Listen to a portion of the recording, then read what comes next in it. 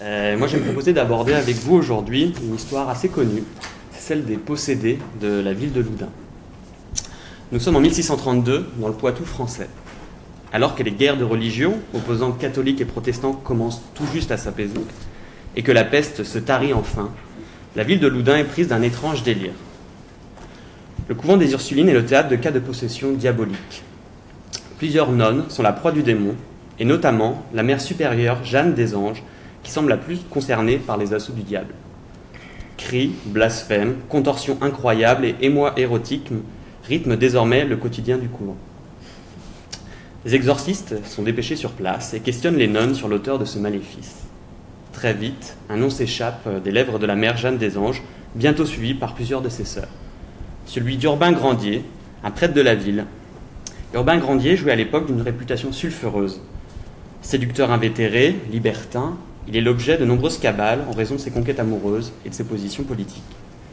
Il a notamment publié un traité contre le célibat des prêtres, un pamphlet acerbe contre le cardinal Richelieu, et il a, en outre, refusé d'accéder à la demande de la mère Jeanne des Anges de devenir le confesseur des Ursulines de Loudun. Au bout d'une longue procédure judiciaire, le prêtre est reconnu coupable de sorcellerie et est brûlé vif le 8 août 1634. Comme vous allez pouvoir le voir, là, une reproduction donc, de son bûcher. Sauf que la mort du prétendu sorcier, contre toute attente, ne met pas fin à la crise diabolique. Les démons continuent des années durant d'agiter les corps suppliciés des nonnes pour le plus grand plaisir des badauds. Car c'est tout un spectacle qui s'est mis en place à cette époque à Loudun. Les sœurs sont exposées régulièrement dans les églises de la ville, où des tréteaux et estrades sont aménagés pour l'occasion. Une foule de curieux et de dévots assistent aux exorcismes, à leurs convulsions effrayantes et à leurs cris, dans une mise en scène réglée où chacun joue son rôle. Du spectacle de Loudun, nombreuses sont les interprétations et réinterprétations. Alfred de Vigny, Michelet, Aldous Huxley sont parmi ceux qui ont écrit sur ce cas, sans oublier les cinéastes Ken Russell et Jerzy Kawalerowicz. Mais il y a aussi l'historien et philosophe jésuite Michel de Certeau, qui offre à l'affaire ses vues pénétrantes dans un livre sobrement intitulé « La possession de Loudun ». Il présente cet événement comme un théâtre de la parole et du voir, où se joue une comédie tant politique que spirituelle.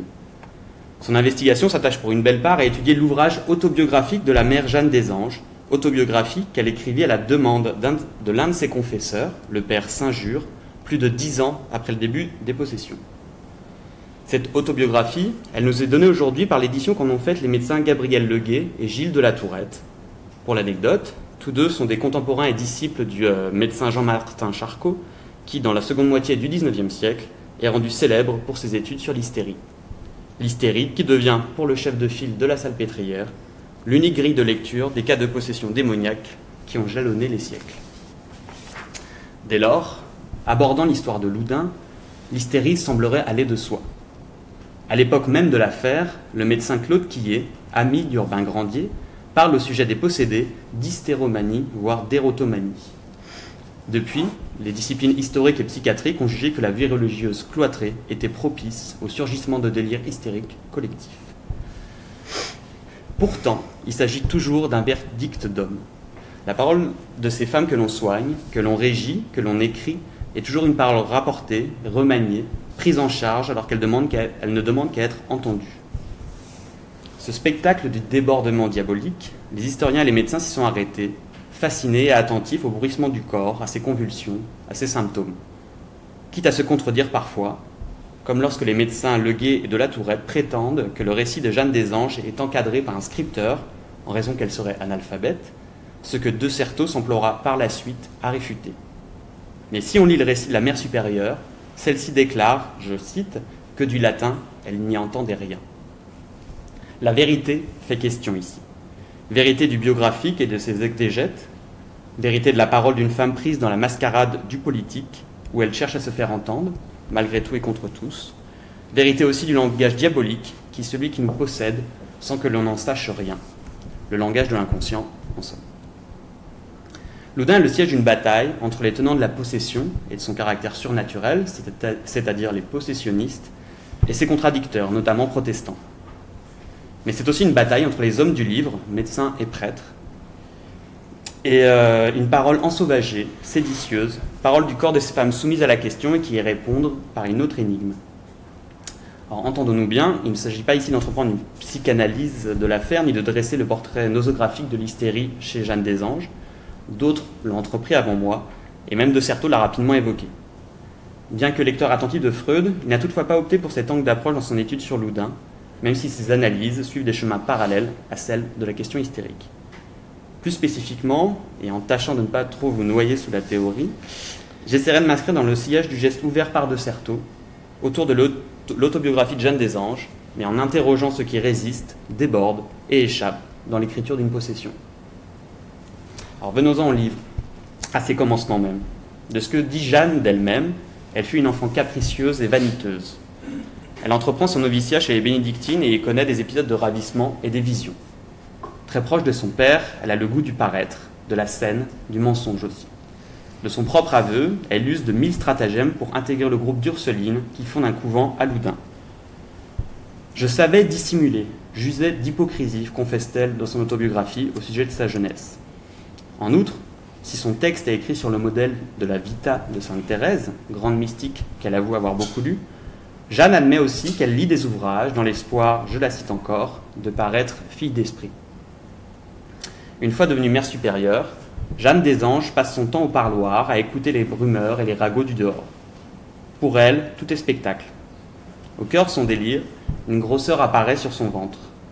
Les médecins diagnostiquent une grossesse diabolique, car elle en ressent les douleurs et ses seins produisent du lait. Chacun est berné, abusé dans cette mise en scène. L'invocation de la Sainte Vierge, comme il se devait, viendra à bout de la tumeur dans de terribles vomissements de sang. Jeanne est donc passée experte dans l'art de la dissimulation, mais ses manigances n'échappent pas toutefois à son confesseur, le père Surin. Il lui dit ainsi comme elle le rapporte. « Faites effort sur vous et tâchez de m'ouvrir votre cœur. Il n'est plus temps que vous dissimuliez. Votre ennemi se sert de votre naturel pour mieux couvrir son jeu. » Ainsi, la femme est son propre ennemi dès lors qu'elle ne se soumet pas à la demande du supérieur, qu'elle n'accepte pas de lui ouvrir son cœur. Cette résistance est le plus sûr lieu d'arrimage des démons. Le père Surin est intransigeant sur ce point. Les tourments dont Jeanne souffre ne viennent que ses propres défauts, dont le diable et ses sbires tirent parti. Avec ce confesseur, les exorcismes sont bien vite relégués au second plan, l'oraison et la conversation, sorte de cure par la parole, devenant la voie privilégiée pour guérir. Quoi de plus logique lorsque l'on admet que la menace ne vient plus tant de l'extérieur que de l'intérieur, de ce qui se trame en elle et dont elle est de la sorte tenue pour responsable. Mais quelle est donc la place de la vérité ici ? À l'époque, le credo veut que, je cite, « Le diable, dûment contraint par les exorcismes, est tenu de dire la vérité. » Mais peut-on faire confiance au diable ? Et à ces nonnes que certains accusent de simulation. L'exorciste doit ruser avec le diable et ses victimes pour les faire parler. Le diable qui est communément appelé le père du mensonge. L'exorciste doit donc composer avec la tromperie même. Par conséquent, qui nous dit qu'il n'en est pas lui-même la victime ? Au sein de cette arène de l'illusion, la vérité semble bien éclipsée. Jeanne elle-même en sortait indemne. Rien n'est moins sûr, comme nous l'apprennent les médecins Leguet et de la Tourette, et je les cite dans leurs commentaires de l'autobiographie. Chez les hystériques, la réalité des symptômes n'exclut pas leur simulation, et celle-ci était évidente dans le cas actuel. La puissance de l'autosuggestion chez Jeanne, capable de feindre une grossesse, est indéniable. De ce qu'elle en dit dans son ouvrage, elle croit à la réalité de ses crises. Elle prend même plaisir à écouter le récit qu'on lui en fait à son réveil. Comme nous dit de Certeau, finalement, c'est elle si elle joue ou si elle est jouée, lorsqu'en obéissant à l'invitation de ses nerfs, elle fait de son corps malléable et suggestible le langage de son autopunition et de sa revanche. Ces mensonges du corps expriment sa vérité, moins consciente mais aussi moins inconsciente que ne l'affirme tour à tour la possédée. Une vérité impossible à situer au-delà ou en deçà de la frontière qui sépare l'insincérité de la simulation. Sur cette frontière ambivalente du vrai et du faux se joue son narcissisme, car elle se pense élue, distinguée entre tous et n'est prête à céder en rien sur ce point. Au fur et à mesure que les démons sortent de son corps, à la suite des exorcismes, ceux-ci marquent sa main gauche d'un nom, comme nous pouvons le voir sur les gravures à l'écran. Vous voyez, là, sur la main gauche, à chaque fois, représenter les noms. Et donc, quels sont-ils ces noms ? Il y a par d'importance, et donc par inscription sur la main, celui de Jésus-Christ, de la Vierge Marie, de Joseph, et enfin de Saint François de Sales. Ces stigmates sont des décorations qui commémorent les victoires sur l'enfer. Pour Jeanne, ces marques sont l'objet de toute son attention. À sa demande, un pèlerinage est organisé pour visiter le tombeau de saint François de Sales. Pur prétexte, semble-t-il, car au lieu de se rendre directement à la chapelle d'Annecy et de s'y recueillir, elle entreprend un long pèlerinage à travers toute la France, une sorte d'exposition itinérante pour célébrer sa victoire sur les démons et la porter en gloire. Jeanne y présente sa main sculptée par le diable à tous les grands du pays, politiques, ecclésiastiques, juges et nobles, mais aussi au petit peuple, dont elle relate avec un évident plaisir la fascination. Tandis que le spectacle répété des exorcismes à Loudun s'affadissait au fil des années, tournant même au ridicule, elle trouve ici une nouvelle occasion d'être l'objet de tous les regards. Une image idéale d'elle-même, en quelque sorte. Les foules se pressent pour la voir, des gens sont piétinés, des portails défoncés, elle reste des heures à exhiber sa main posée sur un coussin.